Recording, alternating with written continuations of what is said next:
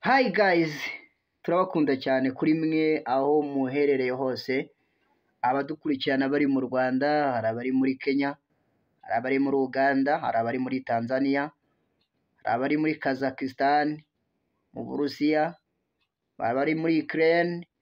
Mwese amahoro y'Imana akomeze kubana namwe kuri mwe mwese aho muherereye hose.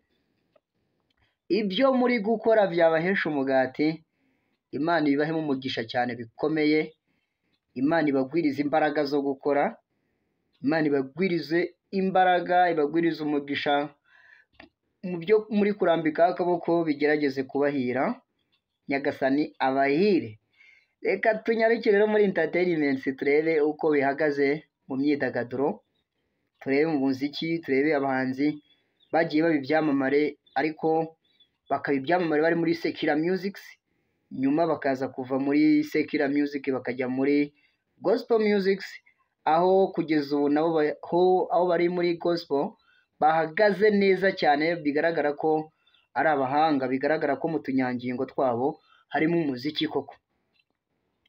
Murabizi Meddy yaririmbaga secular music nyuma avamo, aho yamenyekanye cyane muri secular music akandika ibigwi byinshi, akandika amateka menshi muri secular, nyuma aza kubivamo agana mu ndirimbo ziramya ndetse zikanahimbaza Imana.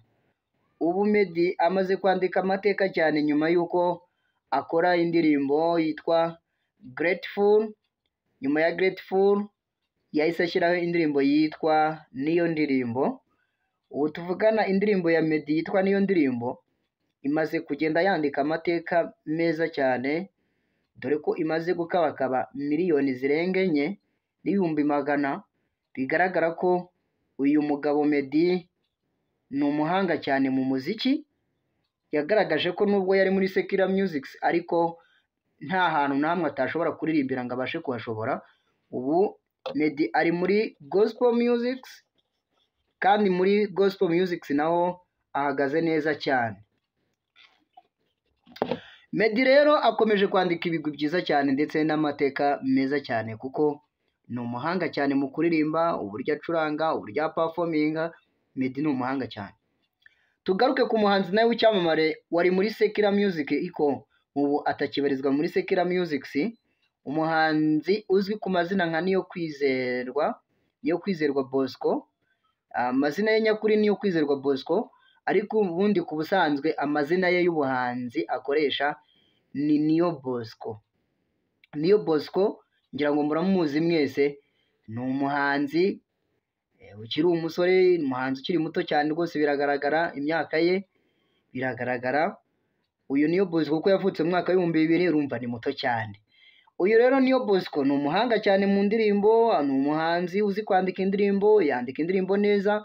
Ikindi Niyo Bosco ashoboye kwicurangira gitari kandi akayicuranga neza. Niyo Bosco rero yarahitinze cyane, yanditse amateka menshi mu muziki nyarwanda, aho kugeza ubu Niyo Bosco yarakibarizwa muri secular music, ariko amakuru ari gucaracara kuri za murandasi nuko Niyo Bosco nawe yamaze gufata umwanzuro, yavuye muri secular music, ahubwo ubu agiye kujya nawe aririmba indirimbo ziramya ndetse zikanahimbaza Imana.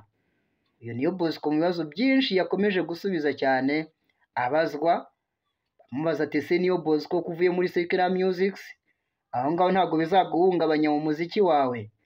Niyo Bosco arahakana cyane, aravuga ati buriya rero Imana niyo yonyine igena ibintu kandi ikabishyira ku murongo neza, ntabwo ijuru ryampombya ahubwo ijuru rizanyungura. Uyu Niyo Bosco mu mbaraga ze, mu kwizera kwe nk'uko yitwa Niyo Kwizerwa, yakomeje kwizera Imana cyane, avuga ko nubwo avuye muri secular music yinjiye muri gospel music, mu ndirimbo zihimbaza ndetse zikanaramya Imana, agaragaza yuko Imana itazamuhombya ahubwo izamwungura byinshi.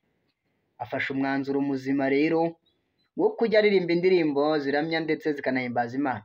Niyo Bosco mu magambo menshi yagiye agaragaza avuga ati ahubwo mwitega ibihangano byanjye, dore ko ubusanzwe uyu Niyo Bosco n'ubundi asanzwe ari umwanditsi w'indirimbo, yandika indirimbo za gospel ndetse akaziha abandi bakaziririmba zigahitinga zikabona n'amaviews menshi cyane ari mu mamiliyoni. Bivuze ko uyu muhanzi Neo Bosco nubwo avuye muri secular music ariko mpamya neza ntashidikanya ko na gospel azayishobora cyane cyane ko uwiringiye Imana nta na kimwe ashobora kubura cyangwa se ashobora gukena, nk'uko ijambo ry'Imana ritwereka neza muri Zaburi ya Dawidi 125 atubwira ngo abiringiye Uwiteka bameze nk'umusozi wa Siyoni utabashika kunyeganyezwa, ahubwo ngo uhora uhamye none ndetse n'iteka ryose. Kandi nk'uko imisozi y'igota Yerusalemu ngo niko Uwiteka ajya gota abantu. Reka twizere ko Neo Bosco nawe Imana imugose kandi igiye kumugotesha ubwiza bwayo. Neo Bosco mu kwizera kwinshi afite aragaragaza yuko agiye kuzana impinduramatwara mu muziki wa gospel, aho agiye kuririmba Imana neza, akayiramya, akayihimbaza neza, ashingiye ku bumana bwayo, ashingiye ku mirimo yayo, ashingiye ku rukundo rwayo ndetse n'imbuto z'umwuka wera. Uyu Neo Bosco ngazagaragaza impinduka nziza cyane mu muziki wa gospel. Bantu rero mukurikira umuziki wa gospel cyane cyane hano mu Rwanda, ngira ngo umuziki mu Rwanda nawe urimo uragenda utera imbere cyane, aho abahanzi ba gospel barimo bagenda nabo babibyamamare. Twavuga nk'umuhanzi Israel Mbonyi. Israel Mbonyi nawe ukomeje kuba icyamamare kandi mu njyana ya gospel, bigaragara yuko n'abahanzi baririmba injyana ya gospel nabo bamaze kwigaranzura abaririmba secular music, aho Israel Mbonyi akoresha igitaramo akuza Beka Arena inshuro imwe inshuro ebyiri. Bigaragara yuko umuziki wa gospel uri kugenda nawo ufata indi ntera muri iki gihugu cy'u Rwanda, dore ko uyu Neo Bosco nawe akomeje no kunyeganyeza inkuta z'inzu z'imyidagaduro nyinshi zitandukanye hano mu gihugu cy'u Rwanda ndetse no muri East Africa. Ubu uyu Israel Mbonyi akomeje nawe kugenda yamamara, kandi Israel Mbonyi nibyo afite ibihangano byiza cyane, ni umwanditsi w'umuhanga, ashoboye kwandika neza indirimbo. Uyu rwose Israel Mbonyi nawe muri secular music nawe ari kugaragaza yuko umuziki wa gospel nawo urimo ugenda uzamuka ku rwego rwo hejuru. Bakunzi ba entertainment zacu, amakuru mashya yose abagezweho ngira ngo twabimire kujya tuyabagezaho, tukayabagerezaho ku gihe buri munsi kandi kenshi. Nkwibutsa wowe utarakanda kuri subscribe, nicyo gihe cyo kubidukorera. Nyabona dutereye inkunga ukande kuri subscribe, kandi niba wamaze kubikora ni igikorwa cyo gushimirwa.